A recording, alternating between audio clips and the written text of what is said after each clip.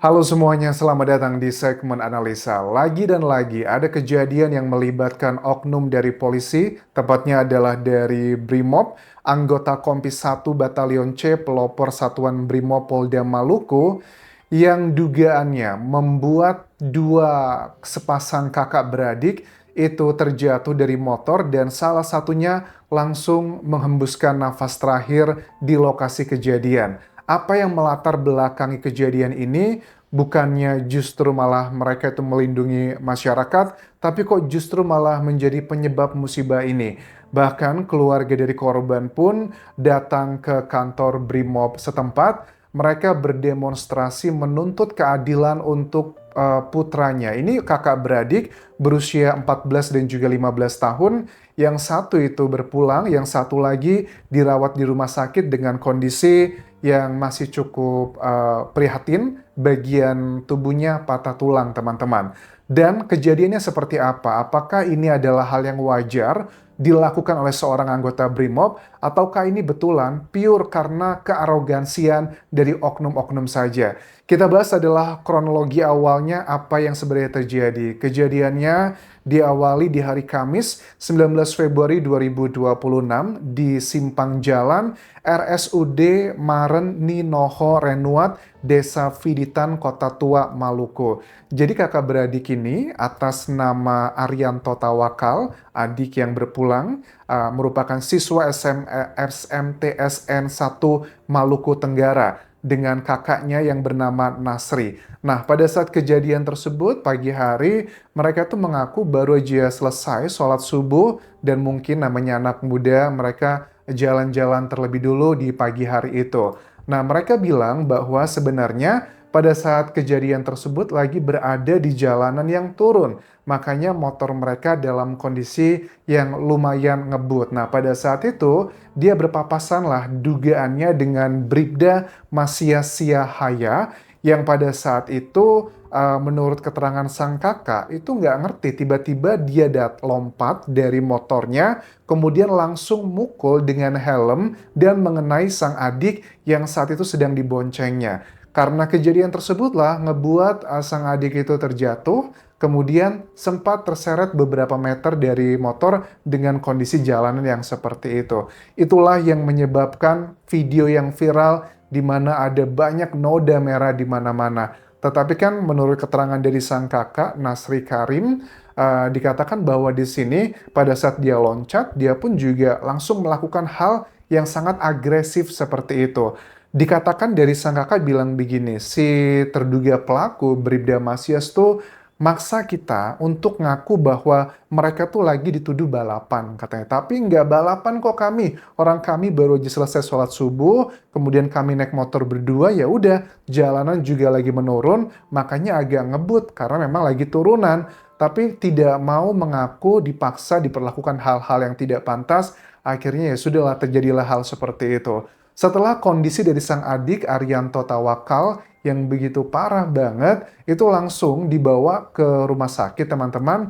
Tetapi pada saat dirawat di rumah sakit, tepatnya di pukul 13 WIT di RSUD Kares Satsui Tubun, dinyatakan oleh dokter sang adik itu sudah tidak bisa lagi terselamatkan alias sudah berpulang. Emosi dari keluarganya luar biasa pada saat mendatangi ke markas Brimob dengan membawa dari jenazah ya, itu dibawa langsung ke sana untuk membuktikan bahwa lihat ini anak kami sudah berpulang gara-gara dugaannya dari oknum Bribda Masya Siahaya tersebut. Keterangan dari Kompol Roni Ferdi Manawan, Wakapolres Tual Maluku mengatakan dengan tegas karena berusaha menenangkan amuk massa yang luar biasa banyak di sana dengan tegas mengatakan, apabila terbukti anggota kami terlibat, kita pasti akan proses dan kami tidak akan membela.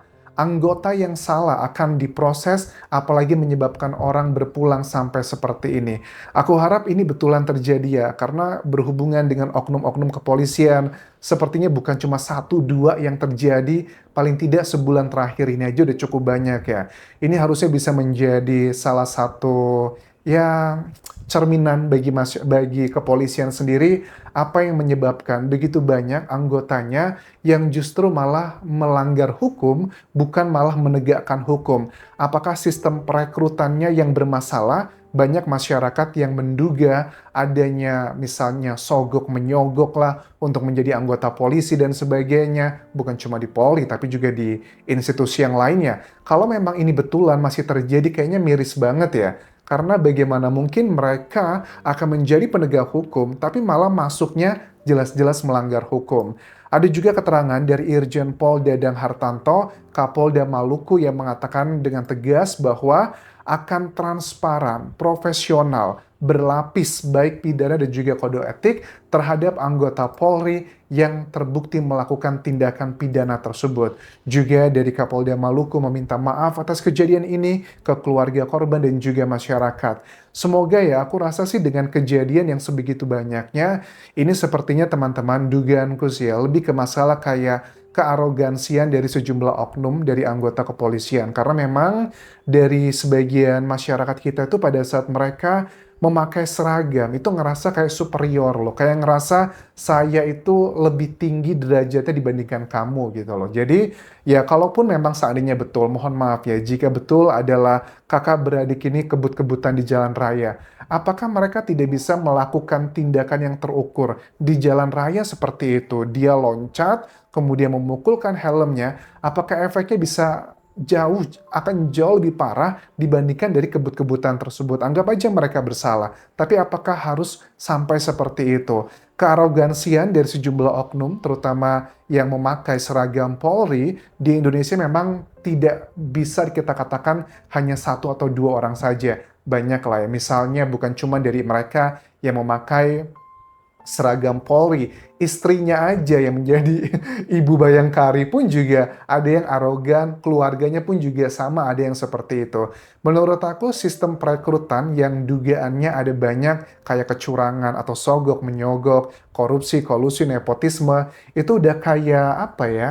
Kayak menjadi bom waktu nggak sih? Karena kalau sudah masuknya seperti itu, 5 tahun, 10 tahun lagi akan datang pada saat mereka menempati posisi-posisi strategis, mereka akan semena-mena seperti itu. Dan aku juga berharap untuk kasus ini juga tidak hanya berhenti kepada unsur kode etiknya, tapi juga harus kepada unsur pidana. Kalau kita lihat dari pasal-pasal yang akan dikenakan, anggap saja keterangan dari korban itu adalah semuanya benar, bahwa ini kearogansian dari si oknum tersebut, apakah akan mungkin dikenakan dengan pasal yang maksimal adalah yang bisa 15 atau sampai 20 tahun? Ya bisa-bisa aja, tergantung nanti bagaimana rekonstruksi dari peristiwanya. Aku takutnya khawatirnya begini ya, ini kan baru keterangan dari satu pihak lainnya, which is adalah dari Bribda Masya Siahaya, mungkin aja dia akan mengatakan bahwa saya berusaha menegakkan hukum katanya. Mungkin dengan tuduhan yang dikatakan mereka ini ngebut-ngebutan di jalan, tidak pakai helm, saya berusaha menegur karena perbuatan mereka tuh bisa membahayakan orang lain. Nah, kalau terbukti ada CCTV yang menunjukkan bahwa, mohon maaf, mereka ngebut-ngebutan, kemudian mereka membahayakan pengguna jalan yang lainnya, hal tersebut akan sangat meringankan hukuman dari Bribda Masya Siahaya. Tapi kalau ternyata tidak ada bukti yang menjurus ke bagian sana, aku harap sih ini nggak cuma sekedar diberikan sanksi di kode etiknya, tapi harus juga PTDH, pemberhentian dengan tidak hormat. Dan bagaimana dengan kolega-kolega dari Bribda Masyas? Apakah mereka akan membela? Aku sih yakin ya, dengan kasus yang sudah viral seperti ini, mereka juga akan berpikir 1000 kali mempertaruhkan jabatan dan pekerjaannya. Tetapi mungkin aja karena mereka punya kayak apa ya, rasa kesetiakawanan yang tinggi, apalagi juga yang menangani sesama anggota polisi, banyak masyarakat yang menilai apakah mungkin mereka akan benar-benar bisa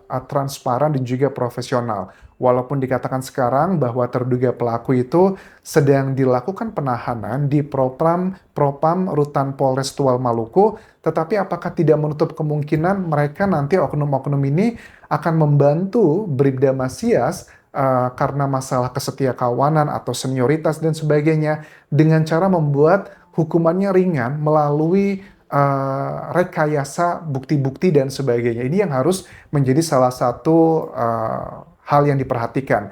Apakah ada indikasi terkait dengan otopsi akan ngebantu memberatkan karena ada keterangan dari Kompol Roni Ferdi Manawan, Wakapolres Tual Maluku, pada saat menerima atau menghadapi aksi demonstrasi di markas Brimob dikatakan, ayo Bapak Ibu segera kita makamkanlah jenazah, kasihan begitu. Apakah tidak baiknya diotopsi dulu biar lebih clear apakah lukanya penyebab kepergiannya karena apa, ada luka-luka apa lagi, karena menurut aku itu akan menjadi salah satu alat bukti yang tak terbantahkan untuk menjerumuskan kalau memang Bribda Masya Siahaya bersalah dalam kasus ini agar bisa mendapatkan hukuman yang maksimal. Karena kalau nanti tidak ada bukti saintifik yang secara ilmiah tidak bisa terbantahkan, takutnya akan terjadi manipulasi. Apalagi mohon maaf, ini jauh dari ibu kota Indonesia di Jakarta, ini di Maluku. Media tidak bisa begitu mengawalnya sebegitu detailnya. Aku harap keluarga juga tetap melakukan otopsi karena harapannya agar ada temuan-temuan mengenai penyebab kenapa dia berpulang itu bisa clear. Karena kalau betul kan video yang beredar kan ada noda merah di mana-mana dengan helm tersebut, itu kan salah satu bukti yang memang cuma sifatnya kasat mata aja. Tapi kalau kita pengen data yang saintifik, aku rasa otopsi juga harus dilakukan. Sekali lagi aku turut berduka cita untuk keluarga dari korban. Mudah-mudahan almarhum seluruh amal kebaikannya diterima oleh Allah Subhanahu wa Ta'ala, dan berpulangnya pun setelah almarhum itu sholat subuh dan juga dalam kondisi berpuasa. Mudah-mudahan ya semua kebaikan diterima oleh Allah dan dosa-dosanya diampuni juga oleh Allah. Terima kasih, dan ini menjadi pelajaran sekali lagi untuk ya Polri lah, kayaknya harus segera berbenah ya, kok banyak ya oknum-oknum yang seperti ini. Banyaklah kasus-kasus yang sudah kita bahas yang melibatkan oknum dari kepolisian.